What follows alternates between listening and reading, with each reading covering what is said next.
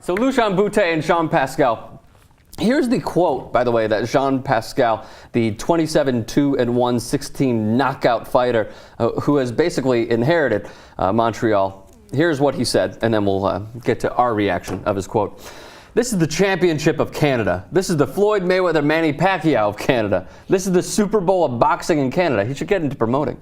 This is the biggest fight for boxing in Canada. We are two former world champions. We are well known in the States and in Canada. People have looked forward to this fight for a long time, so this is the biggest fight in boxing history in Canada.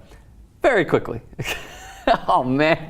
Wait, can I take a Kodak? Give your reaction. Go ahead.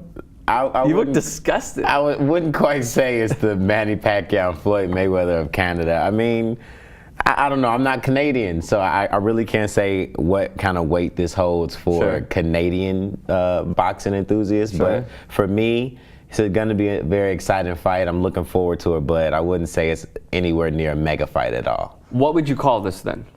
It is a big fight. At least for the boxing purists, it seems like a big fight that should have happened years upon years ago, a la Mayweather-Pacquiao. Definitely, and it's scheduled originally for last, what was it, March? It was, I believe, March. Then they suspended it for 8 months. They postponed it, excuse me. That would be the correct word, because of a Bute hand injury. Okay. Yeah, I mean, I guess that, you know, it's a well-anticipated fight, but, you know, I would just be very careful about putting things on the magnitude of a super fight. You know, the Manny Pacquiao Floyd Mayweather fight, that is the fight, you know. So what constitutes a super fight? Because, I mean, technically, when we went into the Bradley-Provatnikov fight, we thought, yeah, it's going to be a good fight. It turned out to be one of the best fights of the year. Yeah. So does a mega fight and a huge fight always have to constitute being a pay-per-view fight? Absolutely not. Glad we're in agreement. You will definitely get some sleepers that, you know, you just happen to be watching Boxing After Dark one night and you're just like, whoa. And you got to call up everybody you know and start tweeting about it because it's an amazing sight to see. But when I think of a mega fight, obviously, in today's era, you can't help but think about anything that a Floyd Mayweather or a Manny Pacquiao are involved in, because there's so much media around it. There's so much anticipation. Will it go this way? Will it go that way? You know that the purses are being split and, you know, they're getting just ridiculous amounts of money. When I think of a super fight, I think of Muhammad Ali versus Joe Frazier or, you know, something like that. Just something that there's, you know, so much anticipation that the first several rows, all you see is celebrity. Well, here's the only thing, and maybe I'm just going to play devil's advocate for a second. We're not in Canada. Definitely. So we don't exactly know what the reaction, we could read about it online, we could see what the media is saying about it. We're huge boxing fans, everyone knows that, but we're not in Canada, so maybe we don't know the great buzz that is going on throughout Montreal. And of course, this is taking place on Saturday at the Bell Center in Montreal, Quebec. By the way, Bute, 31-1, 24 knockouts. He is the taller man in this fight, 6'1", to I believe Pascal's 5'10"-ish, we'll say. It's probably 5'8". He could be. There's something about Bute that we were talking about before we went on the air. You noticed in his last fight that he didn't have the want. He didn't have the hunger to sort of finish off his opponent, and it was a very competitive fight against Denis Grachev. But, I mean, what did you see exactly that gave you that impression? He seemed a bit uninterested in times. It seemed like, you know, he started off fresh, wanted to see, almost as if he wanted to see what he had left after the fight with Froch. So he was questioning himself. Man, you know, like I said, was he Zab Judah gun shy? Is that what we're talking about? Well, I haven't seen a Zab Judah gun shy fighter since, you know, since his last fight. Since his last fight. What point were you gonna make? I was actually gonna say that Roy Jones is looking pretty gun shy in his fights, but he's much older than a Zab, but still. But Bute was not gun shy. No, I didn't get the sense that he was gun shy, but anytime you suffer a knockout like that, like I said before, boxing is so mental. You do question whether or not you still have it. You question, why did this happen to me? Are my skills diminishing? You know, so when I saw him in the ring, I saw him just uninterested at times. It felt like uninterested. It seemed like to me he was going in there trying to execute certain things, and if a certain combination wouldn't work or a certain game plan wouldn't work, he would just become frustrated really easily, and he would just get uninterested. And just start bouncing around a lot and start moving and becoming more defensive. And that's his style. He keeps his left hand up here, and he sort of protects his chin at times with his shoulder. But I mean, he has that sort of ring generalship, as Letterman likes to say, in a lot of those fights. So I mean, that sounds like a normal fight to me, where he's circling out and he's just moving around the ring. Yeah, definitely. That is his style, but I've seen him be way more offensive than that. And for example, Manny Pacquiao gets knocked out against Marquez, against Brandon Rios when he could have finished him off, he backed off. Yes, he did. That is more so of the tendency that I saw in him in that fight. It wasn't his natural nature. Obviously, he's a more defensive fighter, but you've seen him be way more offensive and work some combinations that are like, man, that's up there. But that was against the Jean-Paul Mendes of the world, pre-Carl Froch. Remember that as well. That's my point. Okay. Before Carl Froch, he would have went in there in this last fight and he would have worked those combinations, I really feel like. And I think he would have stopped him had he not been thinking, I need to kind of preserve my chin, rather, and, just kind of squeak away with this victory. So all in all, basically what you're saying is he has lost so much confidence in himself to unload combinations because he doesn't want to suffer the repercussions from his opponent. Absolutely. Okay. All right. Glad we're on the same page then. His most notable wins, by the way, for Bute. You want to name some of them? You got them? No. Librado Andrade, Edison Miranda, Jesse Brinkley, Glenn Johnson.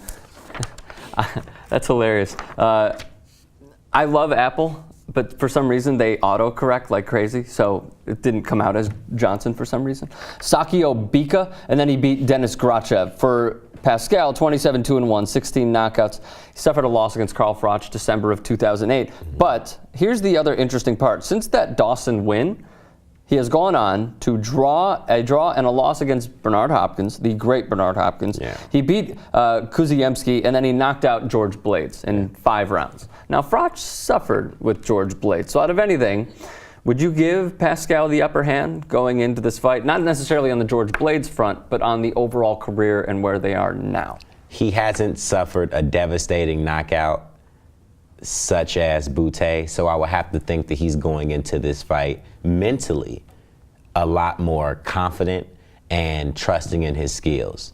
Okay. We know, they both have flaws. Pascal. Before you go on, what are Pascal's skills? It seems like he's a very he's a come-forward fighter. He's a power puncher. Seems like that's about it. Yeah. I wouldn't even give him the power punching edge because he only has 16 knockouts. For as many fights as he has, I would think that if we want to declare... I thought the number would be higher. I thought the number would be higher as well for him. He just keeps a manic pace. He keeps a manic pace. He does want to be a pressure fighter. He wants to be that presence in the ring. But he doesn't have good enough skills. But he doesn't have good enough skills is what I'm saying. Mm-hmm. He has a lot of defensive flaws, but I think he's the speedier fighter. I think he's faster. I think he's a little bit more explosive.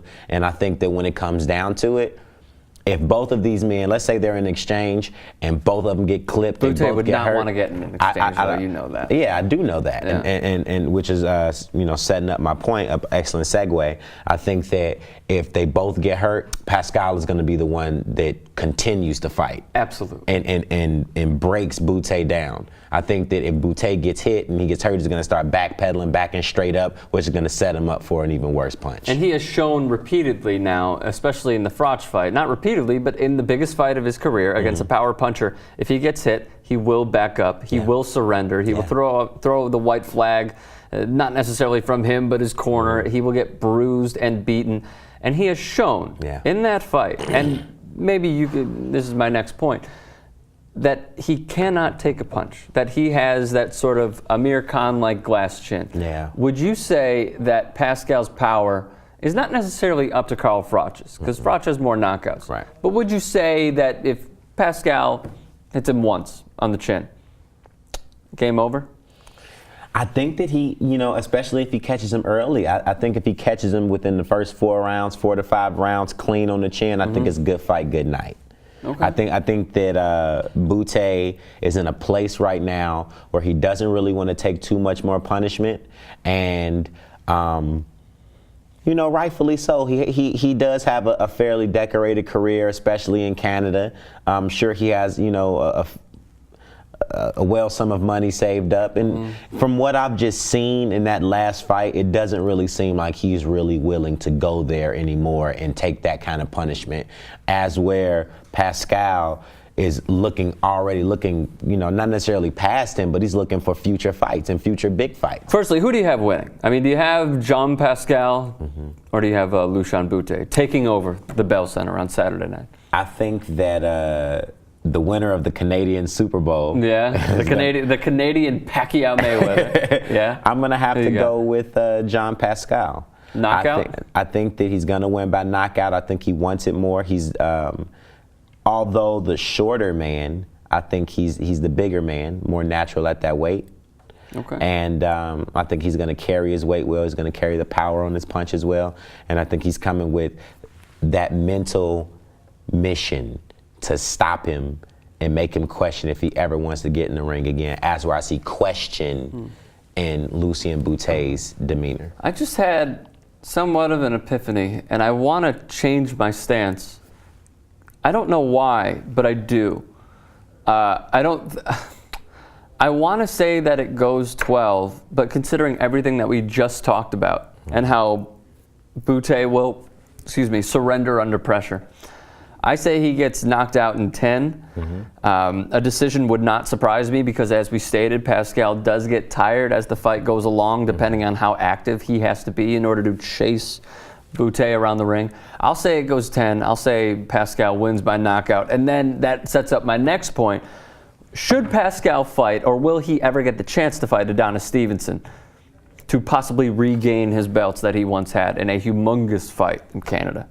That could be Super Bowl number 2 in Canada. Yeah. Yeah. And I think that is a more interesting fight than the fight with Bute. Because if Bute fights Stevenson, Stevenson has that big left hand. Bute should not want to get in there with Stevenson. He's going to stiffen him up and just knock him straight out.